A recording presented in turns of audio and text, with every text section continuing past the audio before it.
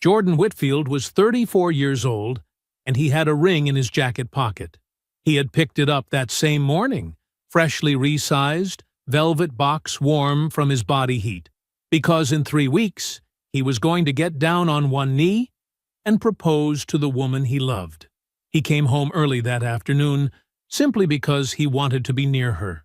He let himself in quietly through the side door. And before he could even set down his keys, he heard her voice carrying from the living room. She was on FaceTime with her best friend, comfortable, unguarded, completely certain she was alone. Jordan stopped walking because she was talking about him. And what Dominique said about the man standing in that hallway, the man whose ring was still warm in his pocket, was so dismissive, so deliberate, and so final that the proposal he had been planning for months died right there in that hallway before he ever said a word. He did not move. He did not make a sound.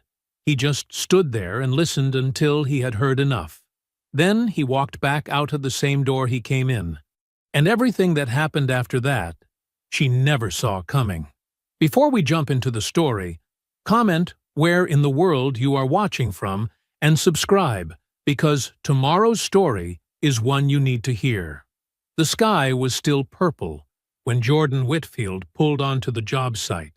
Dawn had not fully broken. The streetlights were still on.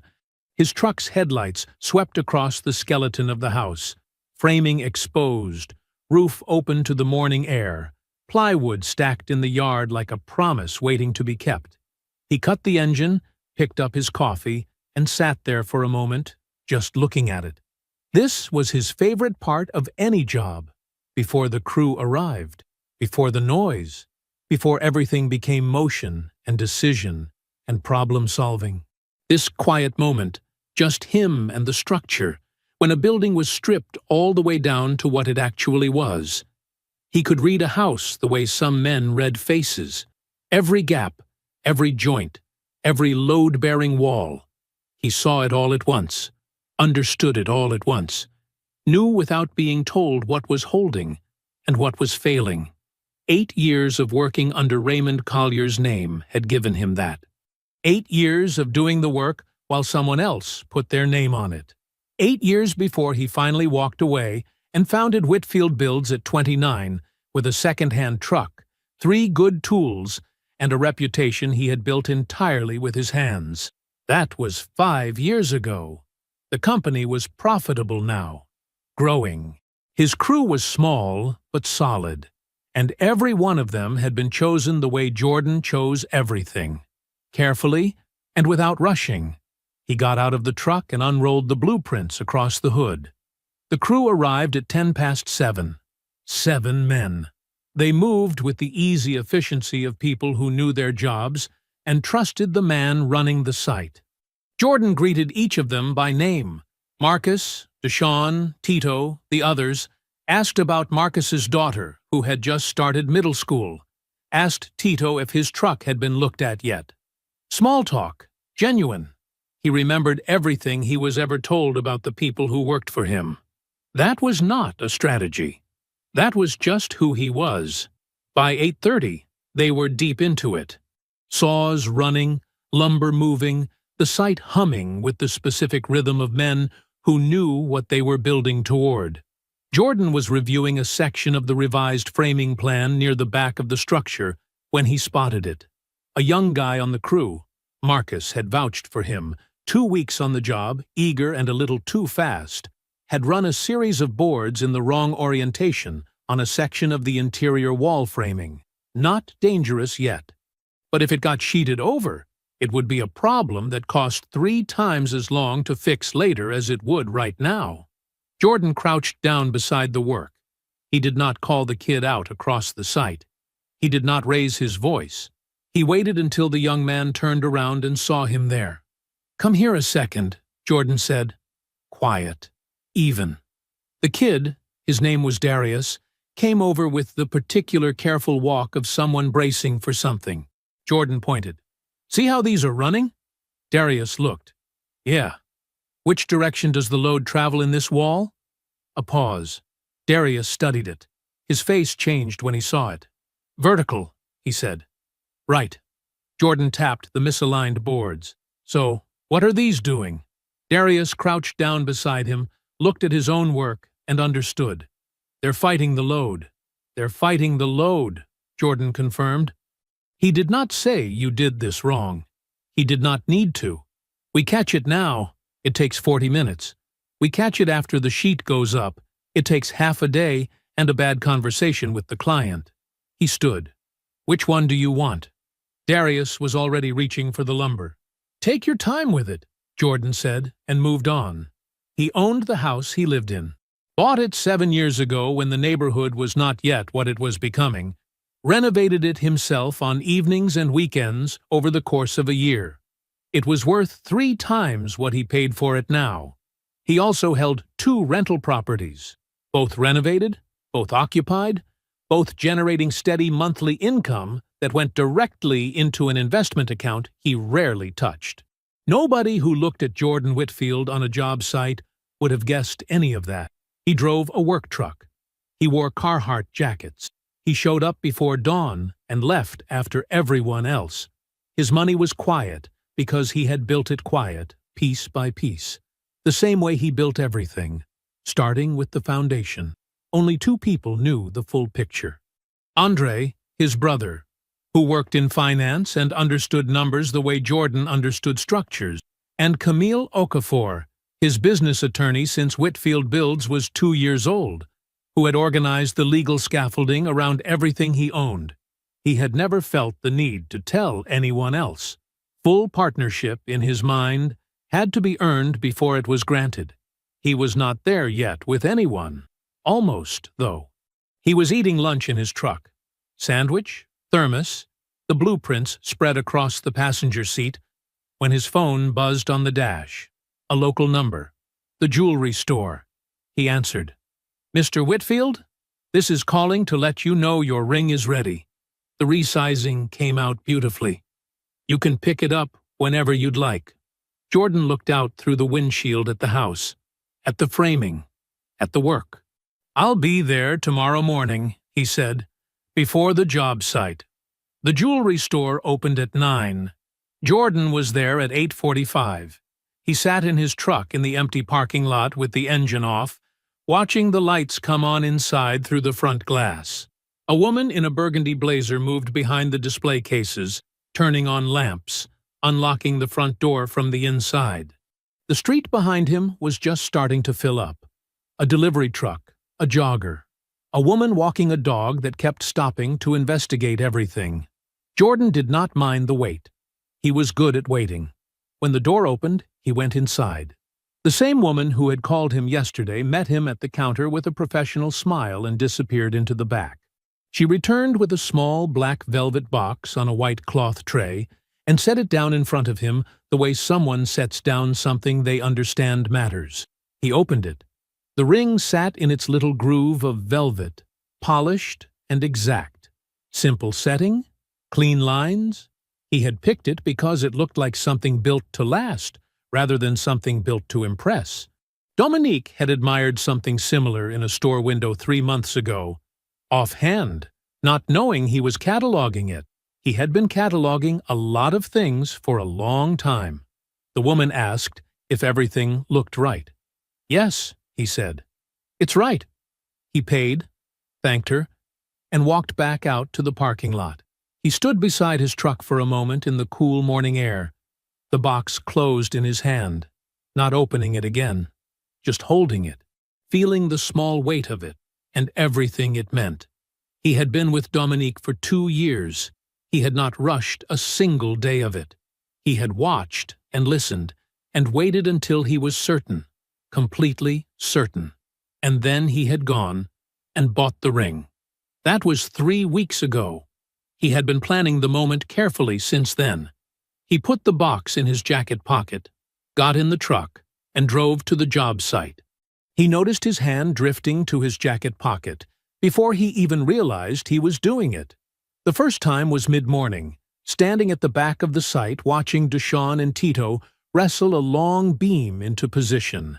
His right hand just moved there on its own, fingers finding the small rectangular shape through the fabric, pressing once and pulling away, like checking that something valuable was still where he left it. It happened again during a materials call, and again when he was crouched over the foundation plans, not anxious, not nervous, just the quiet, reflexive need to confirm it was there, the way a man touches his chest pocket to make sure his wallet is present. Habit formed out of meaning, not worry. He liked having it on him. That surprised him a little. He had expected to feel the weight of it as pressure. Instead, it felt like ballast, like something that kept him steady and level in a way he could not quite explain. The inspection call came at 2:30. One of the city inspectors had a family situation and needed to reschedule. Could they push to next Tuesday? Jordan said yes without hesitation. It was a minor setback, easy to absorb. He confirmed Tuesday, hung up, and looked around the site. His crew could carry the afternoon without him. Marcus knew the plan. Everything was moving the way it was supposed to move. He thought about going back to the office to get ahead of some paperwork. He thought about swinging by the supply yard to confirm a delivery date. He thought about 3 things he could do with 2 free afternoon hours that would have been practical and productive. Then he thought about Dominique. She worked from home on Thursdays. Right now, she was probably at her desk in the corner of her living room, laptop open, coffee going cold the way it always did because she made it, and then forgot to drink it. She would have her hair up. She would be wearing something comfortable. She would look up when she heard him come in, and her face would do the thing it did, that particular softening, that quick, warm shift, and he would not say anything about the ring. He was not going to do that yet. He just wanted to be near her. He told Marcus he was heading out. Marcus nodded, without looking up from what he was doing. He used his key on the side door, the entrance off the kitchen hallway that skipped the front steps, and the loud welcome of the hinges that always announced visitors on the main door. He was not trying to be quiet for any reason. He was just being considerate. He always came in the sideway when she was working so the sound of his arrival would not break her concentration all at once. He stepped inside, pulled the door closed behind him, reached back to turn the deadbolt. And then he heard her voice. She was in the living room, animated, relaxed. The loose, easy sound of someone comfortable in a conversation. They were not performing for anyone but themselves. His keys were still in his hand. He heard her say his name. He stopped walking. He did not move. His keys were in his right hand. The velvet box was in his left jacket pocket. He could feel both of them, the cold teeth of the keys pressing into his palm, and the small, warm weight of the box against his ribs. He stood in his own hallway, and he did not move, and he listened. "I mean, Jordan is sweet," Dominique was saying. "He genuinely is. But sweetness is like a pause." He could hear her shifting on the couch, the soft sound of fabric. "It's like, okay, great. You're sweet. What else?" Tasha's voice came through the phone, a little thinner, the way voices sound on speaker. "What do you mean? What else?" "I mean, he's a contractor, Tasha." She said the word the way you say a word you have already decided the value of, flat, final. Like a door closing. He drives out to job sites every morning, and he manages his little crew, and he comes home, and that's it. That's the whole thing. That's all there is. Jordan's hand tightened slightly around his keys. "He does well for himself, though," Tasha said. "Doesn't he? I mean, sure. He's comfortable. He's not broke, or whatever." Dominique's voice carried a kind of patient tolerance, the tone of someone explaining something obvious to someone slower than them. But comfortable isn't a vision. Comfortable isn't ambition. I've been trying, I have genuinely tried, to see where we are in 5 years, and every time I try to picture it, I just see— She trailed off. Then, the same thing, the same house, the same truck, the same Saturday morning at the hardware store. And that's bad? "It's ordinary, Tasha." Her voice was not unkind. That was the part that settled into him like cold water. She was not saying it with venom. She was saying it the way someone states a fact about weather. He is an ordinary man. He has peaked. And the hard part is, I don't even think he knows it. You can just feel it on him. That kind of settled.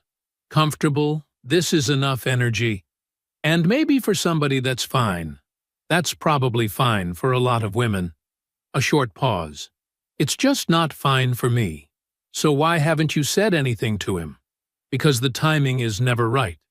Dominique's voice softened slightly, took on something almost gentle, almost apologetic, but not quite. And because he is a good man, he really is. I don't want to hurt him. But you're going to. I know. The word landed quiet and untroubled. I keep waiting for a moment that feels right. Something clean. I don't want it to be a whole thing. Another pause. He's going to be so heartbroken, though. Like, genuinely. He actually thinks I'm it for him. You can see it every time he looks at me. There was a short silence on Tasha's end. That's a lot to carry, Tasha said. I know. Dominique made a small sound, not quite a laugh, not quite a sigh. Something between the two. The sound of a woman who found the weight of someone else's feelings mildly inconvenient. It's actually kind of sad. He's out here fully committed and I'm just… She stopped. I'm just waiting. Jordan looked down at his hand. He had not noticed that he had pressed his palm flat against the wall beside him. He moved it away slowly. Does he know about Brett? The question came from Tasha, and it arrived in the hallway like something dropped from a height. God, no! Dominique laughed. It was quick and easy and utterly uncomplicated. The laugh of someone who found the idea mildly absurd. No, absolutely not. Okay, Tasha said. Her voice had gone a little careful. It's fine, Dominique said. Everything is fine. I just need to figure out the timing. Jordan stood in the hallway for another moment. He did not move. He did not make a sound. He simply stood there in his own home with the keys in his hand and the ring in his pocket and absorbed every last word until there was nothing left to absorb. Then he turned around. He went back out through the side door the same way he had come in.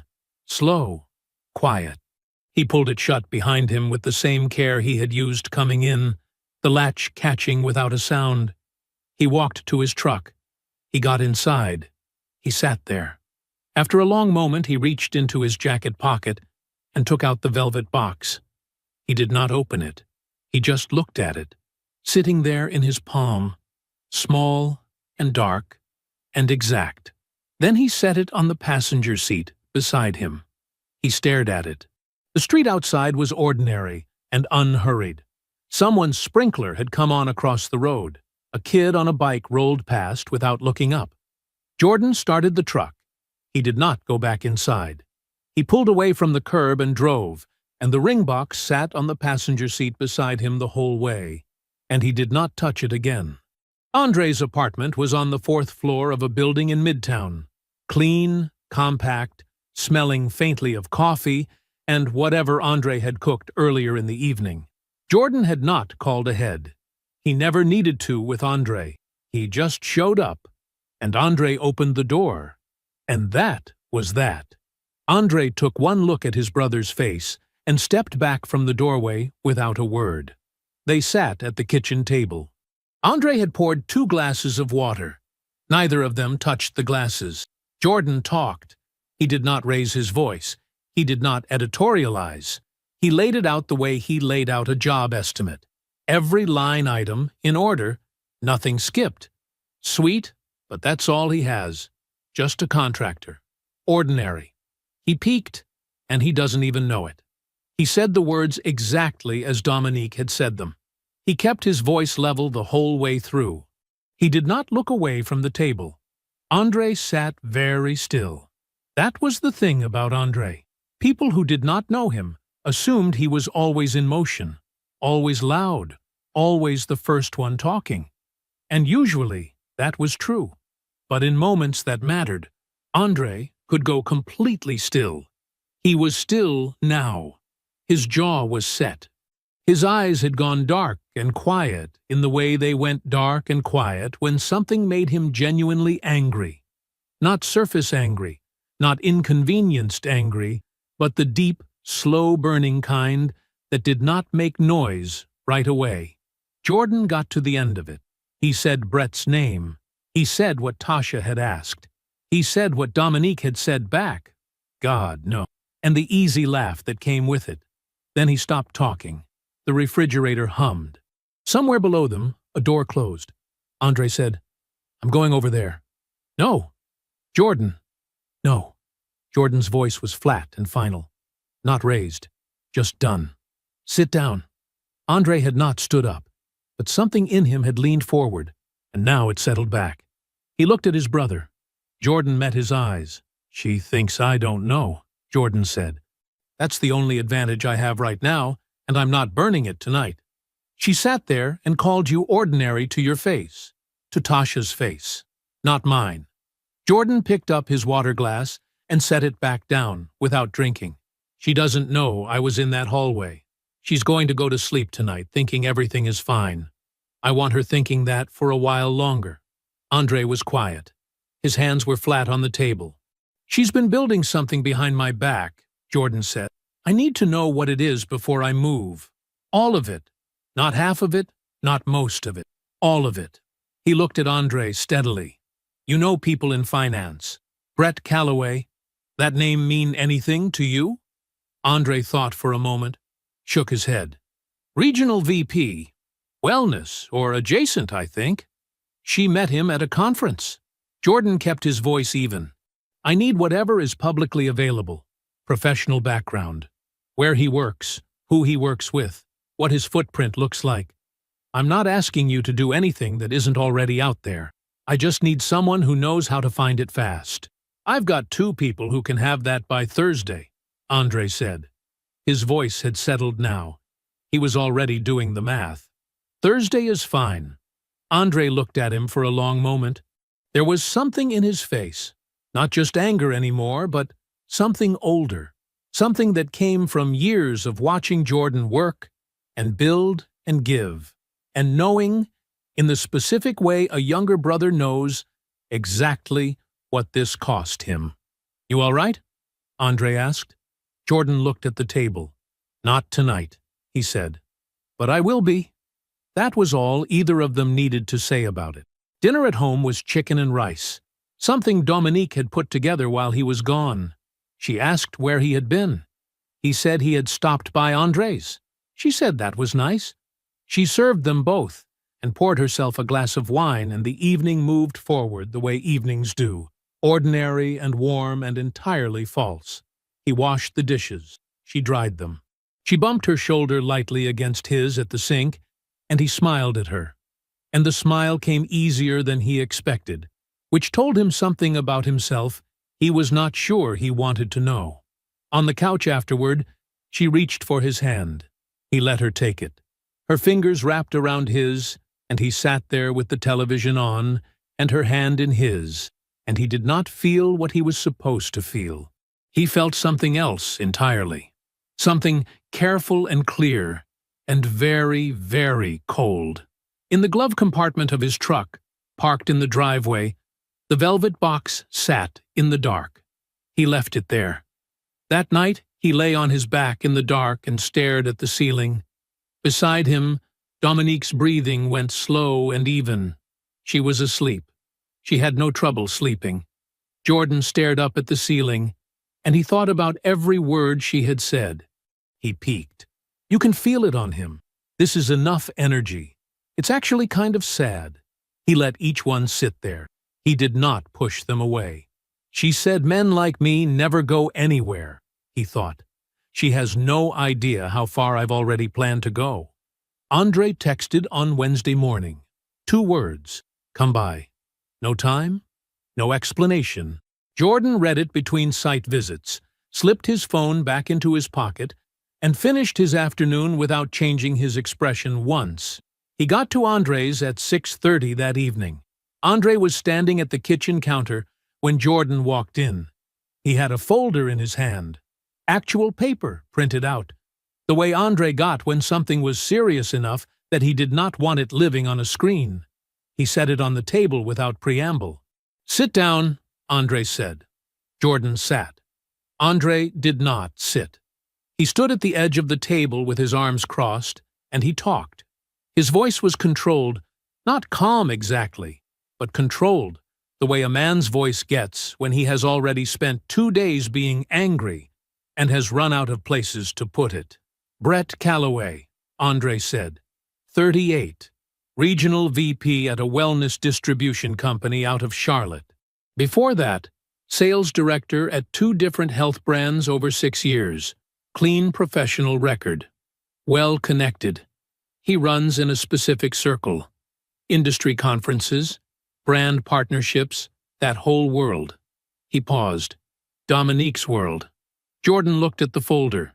He did not open it yet. "My contact placed them together at a hotel in Charlotte," Andre said. 3 months ago. The conference she told you she went to alone. There it was.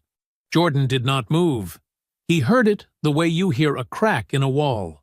A small sound, precise, that tells you something structural has already failed, and has been failing quietly for a long time. "She was distant that week," Jordan said. His voice was even. "I know you said that. I thought it was the project she was managing." "I know." Jordan was quiet for a moment. Then he opened the folder. There were printed photos. Nothing compromising, nothing that needed to be. Conference name tags. A group shot at some kind of industry dinner where Dominique and Brett stood close enough to tell a story without meaning to. A second event. Different city.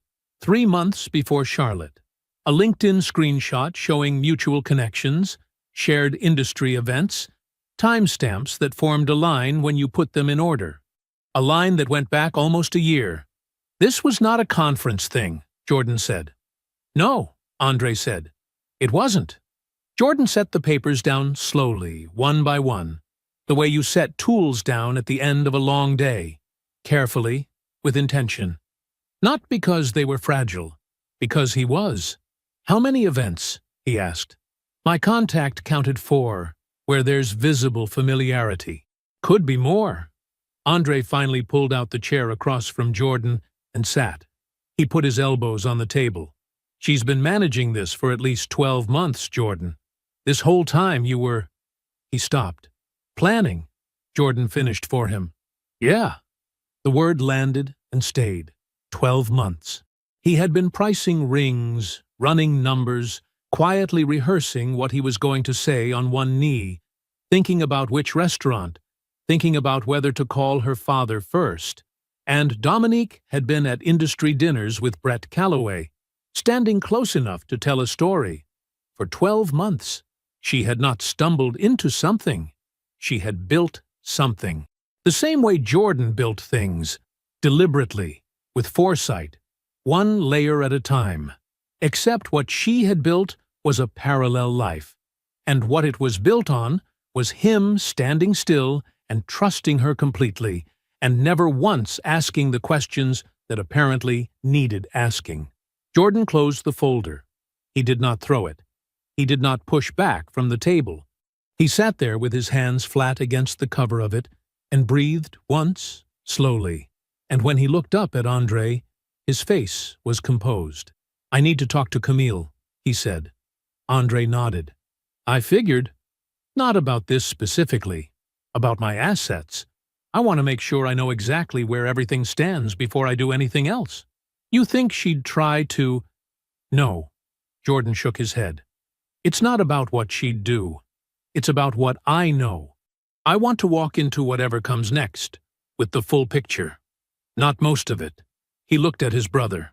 "All of it." Andre held his gaze. "Okay."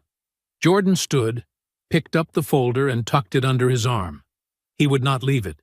He would file it the way he filed blueprints. Flat, organized, labeled. Evidence of where the damage was and how deep it ran, kept close until the moment it was needed. He left Andre's and sat in his truck in the parking structure for a moment before starting the engine. He called Camille. She picked up on the second ring, And before she could say anything warmer than hello, he said, "I need a lunch. Private. Just us. I need to talk through some things about protecting my assets." A beat of silence. Camille knew him well enough not to ask for more over the phone. "Tomorrow work?" "Tomorrow works. Noon. I'll text you the place. Thank you." He hung up. He set the phone on the passenger seat. The folder was on the seat beside it. He looked down at his hands resting against the steering wheel, calloused, scarred in small places, the hands of a man who had built things with them since he was 22 years old and had not stopped once. He was not finished building yet. Camille was already at the table when Jordan arrived. That was a Camille thing. She was always already at the table. She said once that being early was the only form of control worth having in an uncertain world, and Jordan had never forgotten it. She had a glass of water in front of her and her phone face down beside it, which meant she had cleared her afternoon. She looked up when he walked in.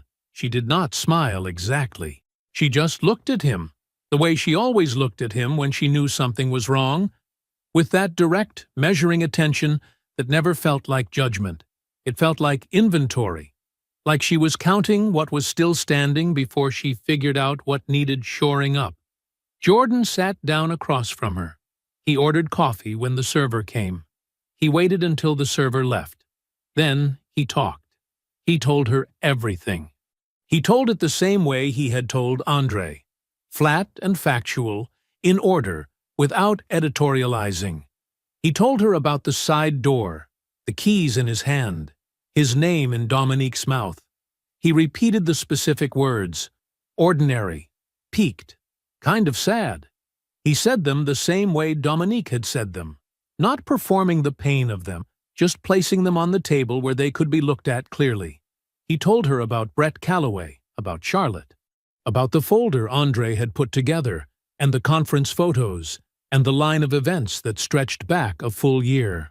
Camille did not interrupt once. She sat with her hands folded around her water glass, and she listened.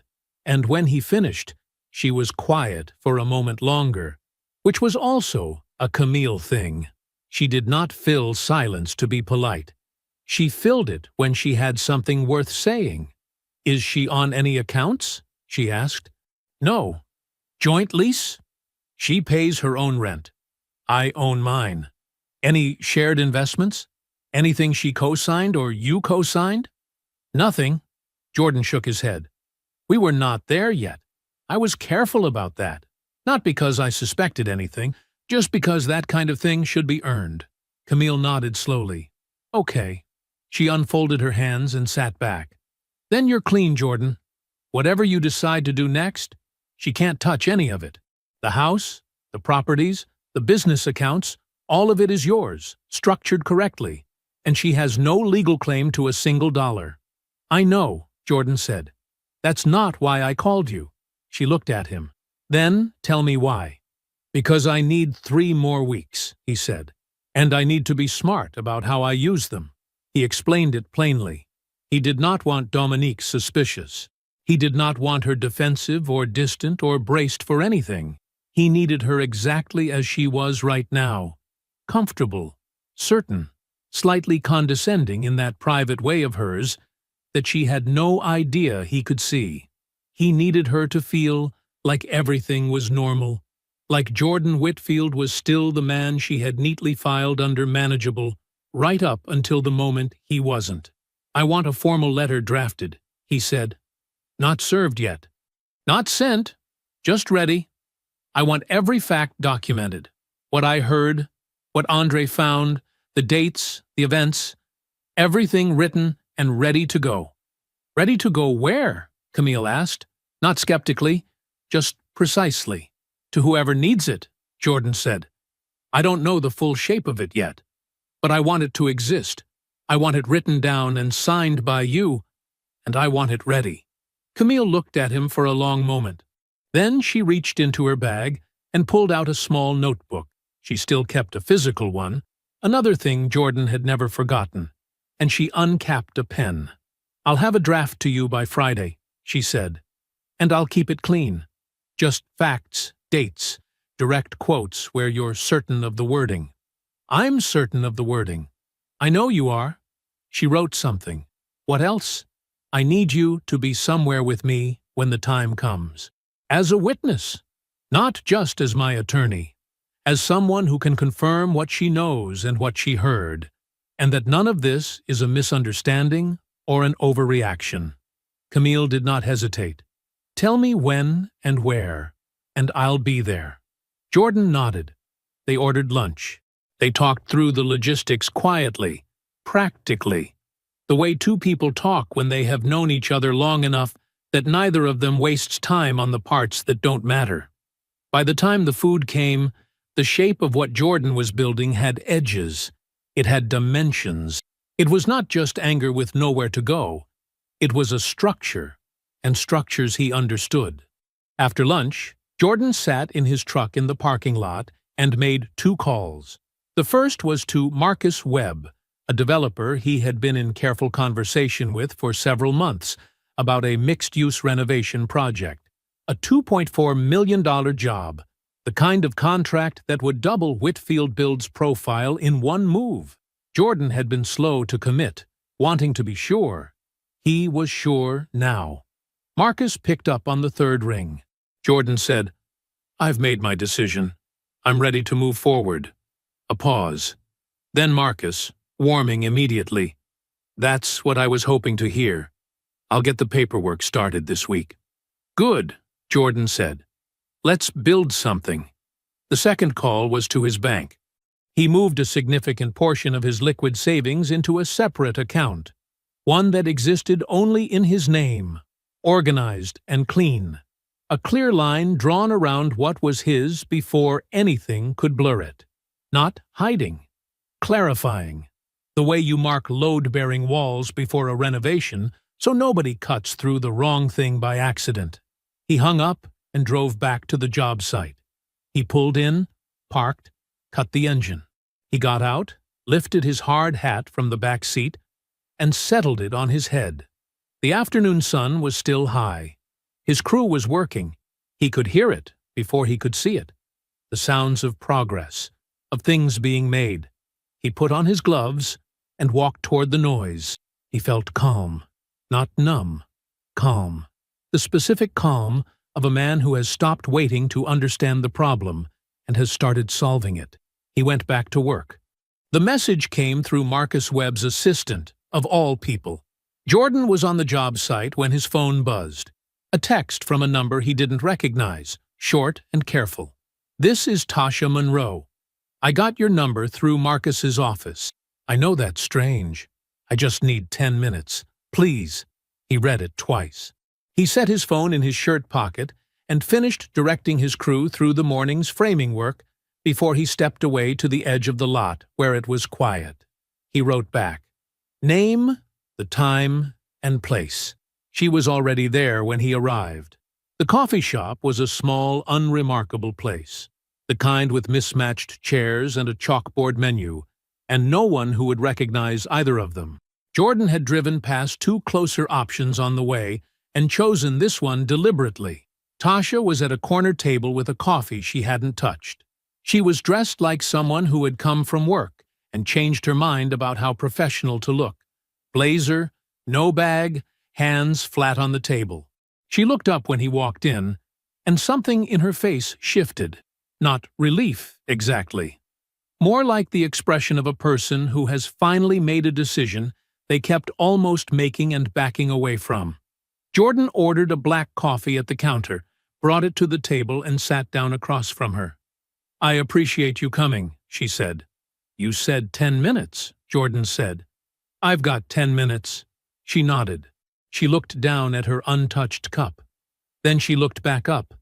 And when she spoke, her voice was steady, but her hands weren't. They pressed flat against the table like she needed something solid under them. Dom and I had a falling out, she said. It wasn't about you. It doesn't matter what it was about. But after it happened, I couldn't keep carrying this. I've been carrying it for months, and I don't... She stopped, started again. It's not right. What's been happening? It's not right. And you deserve to know. Jordan said nothing. He let her find her footing. "She's been talking to her family," Tasha said. "Her mom, her sister. For months now, she's been telling them that you're not serious marriage material, that you're financially unreliable, that your business doesn't have real prospects." She paused, watching his face. His face did not change. "She told them she'd been staying with you while she figured out her next move. She told them she was waiting for the right time to end it." Jordan wrapped both hands around his coffee cup. He did not drink it. He just held it. "She was building the story ahead of time," Tasha continued, "so that when she eventually broke things off, nobody in her family would ask too many questions. It would already make sense. You would already be the guy who wasn't enough. She would have made sure of that." Tasha's jaw tightened. She wasn't floating, Jordan. She had a plan. She had a timeline. "And Brett," Jordan said. Not a question. Tasha's eyes dropped briefly. "Charlotte was real. I know you probably already knew that part. But what I don't think you know is that it's gone further than that. They've talked about her moving. He has a regional office about 4 hours from here, and they've had real conversations about her relocating to be closer to it." She looked at him directly. She wasn't walking away from you and figuring it out later. She already knew where she was going. She just hadn't told you yet.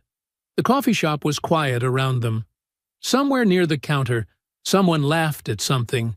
A chair scraped against the floor. The ordinary sounds of a world that did not know it was sitting 10 feet away from the moment a man found out exactly how thoroughly he had been managed. Jordan looked at Tasha for a long moment. She did not look away. "I'm sorry," she said, and the word came out raw, the way words do when they've been held too long. "I should have," she shook her head. "I don't know what I should have done. But not this. Not stayed quiet this long." Jordan set his cup down. "I have one question," he said. She waited. "If I needed you to say what you just told me, to Dominique's face, in a room where she could hear it, would you do that?" Tasha was quiet, the kind of quiet that has weight in it. Then, "Yes." Jordan nodded once. He thanked her, and he meant it. Not warmly, not coldly, but plainly, the way he said everything that mattered. He left money on the table for both coffees and walked out. He sat in his truck for a moment before starting it. The afternoon light was flat and gray, the kind that made everything look exactly like what it was. He reached into the glove compartment and took out the ring box. He did not open it. He just held it in both hands, feeling the small, solid weight of it, the velvet worn slightly at one corner from all the times he'd touched it without thinking. He thought about what she'd said. A timeline, a story built in advance, told to people whose opinions mattered, constructed so carefully that by the time Dominique was done with him, the explanation would already be waiting. She had made him the ending of a story he never knew she was writing. He held the ring a moment longer. Then he set it back in the glove compartment and closed it. Not yet. Jordan extended the invitation on a Tuesday evening, casual as anything, while Dominique was scrolling through her phone on his couch. "My mom's birthday is Saturday," he said from the kitchen. "Small dinner at her place. Just family. Camille's coming too." He poured himself a glass of water. "I'd like you to be there." Dominique looked up. Something warm moved across her face, the practiced warmth of a woman who understood what an invitation like this was supposed to mean. "Of course," she said. "I wouldn't miss it." Evelyn Whitfield's house was a small brick ranch on a quiet street, the kind of home that had been loved for 30 years without being renovated. Clean floors, old furniture arranged with intention, photographs on every surface. It smelled like roasted chicken and something sweet from the oven. The porch light was on before they even pulled into the driveway. Dominique had dressed carefully. A deep green wrap dress, gold earrings, a smile she could hold without effort. She brought flowers, yellow tulips, and when Evelyn opened the door, Dominique presented them with both hands and a warmth that would have convinced almost anyone. Evelyn accepted the flowers. She smiled the way mothers smile when they are thinking more than they are saying. "Come on in," she said. "Dinner's almost ready." The table was set for 5. Andre was already there, jacket off, leaning against the kitchen counter when they came in. He looked at Dominique and said, "Hey," and his voice was pleasant and entirely empty. Camille arrived 10 minutes later, kissed Evelyn on the cheek, hugged Jordan, and sat down without ceremony. Dinner was good. The food was real. Roasted chicken, rice, green beans with garlic, cornbread that Evelyn had made from scratch. The conversation moved the way conversation does when most of the people at the table are paying close attention to something they are not talking about yet. Evelyn told a story about a neighbor. Andre asked Dominique a question about her job, and listened to her answer with his chin in his hand. Camille refilled her water glass twice and said very little. Dominique was at her best. She laughed at the right moments, asked Evelyn about the photographs on the wall, complimented the cornbread twice. She reached over and touched Jordan's arm when he said something that made the table laugh. She was performing, and she was performing beautifully, and she had no idea that every person sitting at that table already knew exactly who she was. Jordan watched her. He ate his food. He let the dinner happen. Evelyn brought out a simple cake after the plates were cleared. Yellow cake with white frosting, candles already lit. They sang. They ate. The table relaxed into dessert, the way tables do when the hardest part of the evening seems to be over. Jordan set down his fork. "I want to say something," he said. His voice was quiet, unhurried. The table settled. "Before I do," he continued, "I want to make sure I'm talking to the person I thought I knew, because everything I'm about to say depends on that." Dominique looked at him. Her smile held for a moment. Then something behind her eyes shifted, almost imperceptibly, like a light changing. Jordan looked at her calmly. "3 weeks ago, I came home early on a Thursday. You were on FaceTime with Tasha." He paused. "I heard the whole thing." The room went still. "I heard you tell her I was sweet." That sweetness was basically all I had. His voice did not waver. "That I was just a contractor. The way you said it made it clear you meant something more than the job title. That you couldn't imagine me in certain rooms. That you were embarrassed to explain what I do to people whose opinions matter to you." He looked at her directly. "You said I was ordinary. You said I had already peaked and didn't know it." He let that land. "And you said it was kind of sad, that I really believed you were the one." Dominique's face had gone very still. "That same week," Jordan continued, "I had someone look into Brett Calloway." He kept his voice level. "Charlotte was 3 months ago. The conference you said you attended alone. Your involvement with him goes back at least a year. Multiple events. Multiple witnesses." He folded his hands on the table. "And I heard from Tasha last week. She told me what you've been saying to your mother and your sister. That I'm financially unreliable. That I have no real prospects. That you've been waiting for the right moment to leave." He paused once more. "She also told me about the relocation. That you and Brett talked about you moving closer to his regional office. That you had a timeline, Dominique. You had a destination. I was just what you were doing while you waited to get there." The silence in the room was absolute. Dominique straightened in her chair. Her expression shifted, the warmth falling away like a coat she no longer needed. "You went through my life," she said. The sweetness in her voice was gone. What replaced it was something cooler, more clipped. "You went looking for something to use against me." "I listened," Jordan said. "In my own hallway. That was a private conversation. People vent. People say things they don't fully mean." She looked around the table, a quick, instinctive scan. She looked at Evelyn first, then at Camille. "You know how it is. Everyone has a bad week. Everyone says more than they—" "I've known for 3 weeks," Camille said. Her voice was quiet and entirely final. "Everything Jordan stated tonight is accurate. I've reviewed the relevant details. There's nothing here that's been exaggerated or mischaracterized. Dominique stared at her. André said nothing. He sat back in his chair with his arms folded and looked at Dominique with an expression that was not angry, not gloating, just clear. The expression of a man who had been waiting a long time to let someone see that he saw them. The silence stretched. Then Evelyn picked up her napkin from her lap and set it beside her plate. She looked at Dominique without heat, without drama, just with the steady, tired clarity of a woman who had been reading people her entire life and was rarely wrong about them. "I cleaned office buildings for 16 years, she said, to make sure that man had what he needed. I watched him build everything he has with his own hands, from nothing." She paused. "And you sat at his table and let him love you while you were telling your family he wasn't worth keeping." She looked at Dominique for one long, quiet moment. "I need you to leave my table." Dominique stood. She reached for her purse. She did not look at Jordan. She walked to the front door, and the sound of it closing behind her was not loud. It was just final. The table was quiet. The candles on the birthday cake had burned low. The plates were still there, the half-eaten slices of yellow cake, the water glasses with their rings on the tablecloth. Ordinary things, solid things.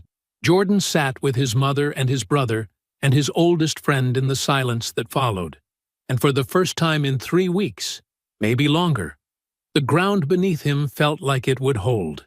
Jordan called Dominique at 7:15 the next morning. She picked up on the second ring. "Jordan, I'm going to say 4 things," he said. "I need you to listen." She went quiet. "We're done." His voice was even. No heat, no tremor. "If you need to collect your things from my house, send me a time and I'll make sure I'm not there. After that, don't contact me." A brief pause. "I hope you find what you're looking for." He ended the call. He set the phone on the kitchen counter and stood there for a moment. The house was quiet around him. Morning light came through the window above the sink in a long, flat stripe across the floor.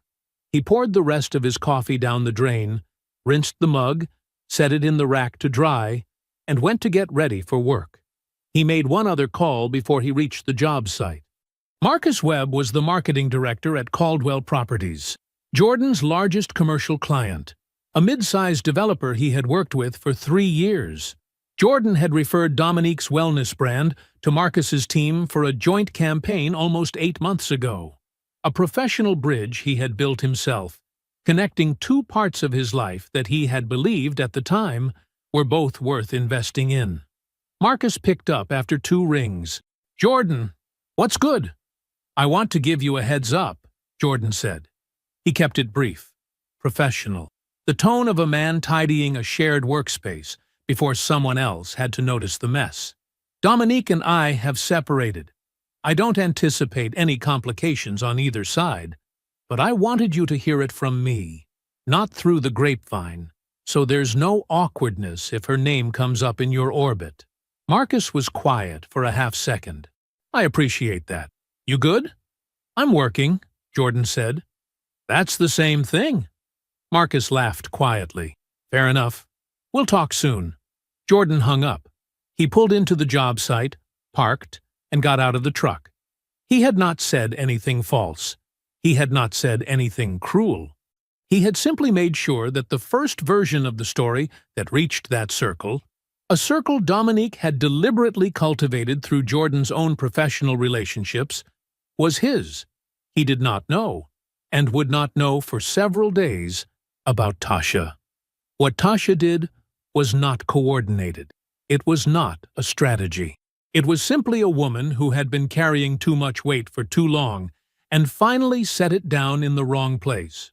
Or, depending on your perspective, exactly the right one. She was having lunch with a colleague named Priya, who worked in brand partnerships and traveled in the same mid-size marketing circles as Dominique. The conversation shifted the way conversations shift when people are relaxed and off guard. And Tasha said something she had not planned to say.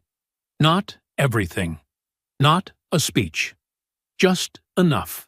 that Dominique had been involved with someone seriously, that the someone did not know about Brett, that the whole thing had just come apart badly and publicly. Priya knew someone in Brett's regional office. By the following Wednesday, Brett Calloway knew. He had not known. That part, it turned out, was true. Whatever Dominique had told him about her personal life, she had managed it carefully enough that Brett had no clear picture of Jordan, his name, his reality, the 2 years he and Dominique had spent building something together. When the full shape of it reached him, Brett did not call Dominique to discuss it. He did not offer explanations. He simply went quiet in the particular way that men go quiet when they realize they have been a piece in someone else's game without being told they were playing. The relocation, the timeline Dominique had been quietly constructing, the future she had been angling toward, while Jordan slept beside her, dissolved without ceremony. There was no confrontation, no dramatic ending. There was just a door that had been open, and then was not. Dominique's mother called her that same week, her sister too, within a day of each other. Neither of them knew the specifics. They knew only what Dominique had told them over the past several months, that Jordan was going nowhere, that he lacked ambition, that his finances were unstable, that she was too smart and too driven to stay. They had listened and nodded and affirmed her. Now they watched their daughter, their sister, start over. Alone.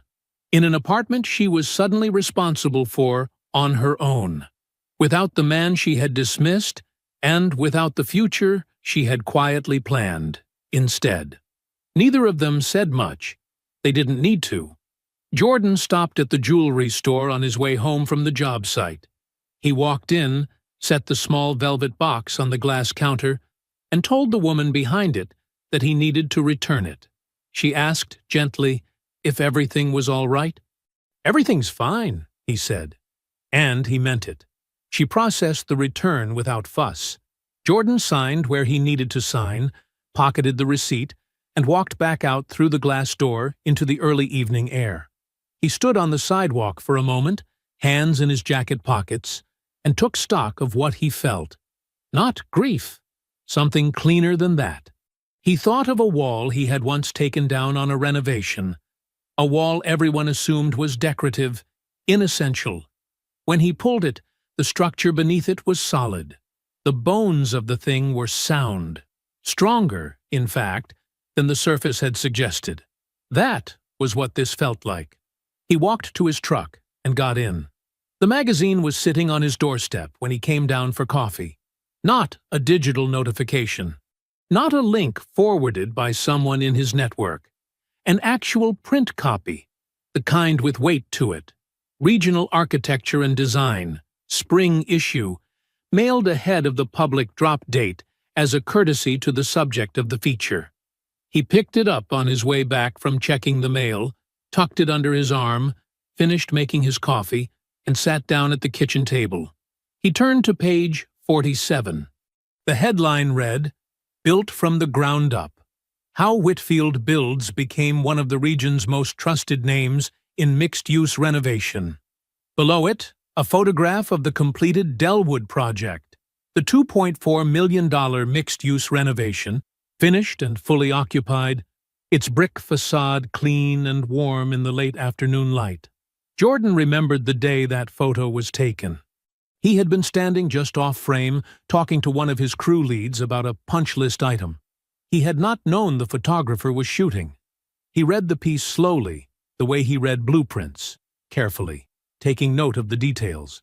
The writer had gotten most of it right. She wrote about Whitfield Builds doubling its staff in 14 months.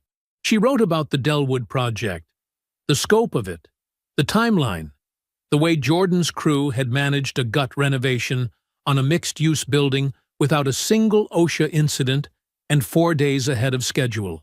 She wrote about Marcus Webb at Caldwell Properties, saying, on the record, that Jordan Whitfield was the contractor you call when you want it done right the first time. She also wrote about Darius. Darius Cole was 26 years old. He had come to Jordan 2 years ago through a workforce development program. Young, technically sharp, still rough around the edges in the ways that a year of real job site experience would eventually smooth. Jordan had seen something in him immediately. Not just the skill, but the hunger underneath it. The specific hunger of a young man who knows he is capable of more than anyone has yet trusted him with. He had mentored him through 2 full project cycles, given him increasing responsibility, watched him earn it. And 8 months ago, Jordan had offered him a junior partnership in Whitfield Builds, a formal stake, a real title, a seat at the table. The magazine quoted Darius directly. "Most people in this industry will use you. Jordan is the first person who showed me what it means to actually invest in somebody." Jordan set the magazine down and picked up his coffee. He looked out the window at his backyard. The morning was clear and cold, the kind of cold that made the air feel sharp and clean. The third investment property, a 4-unit in a neighborhood 2 miles east, was already fully rented, cash flowing quietly in the background the way the first 2 did. No drama, no announcement, just the steady accumulation of a man who understood that wealth is built in layers, not announced all at once. He sat with the quiet for a moment. He thought about Dominique, not with grief, not with anger. The thought arrived, and he observed it the way you observe a passing car. It came, and it went, and it meant nothing about where he was standing. He had heard, through no particular effort on his part, that she had relocated 8 months ago. A smaller market, a lateral title. The move she had planned for herself shrunk down to the version available after the version she wanted fell apart. He did not know the details and did not look for them. It was not his story anymore. His phone buzzed on the table. He picked it up. The message was from Tasha. Saw the feature. "You deserve everything in it." That was all. No explanation, no preamble.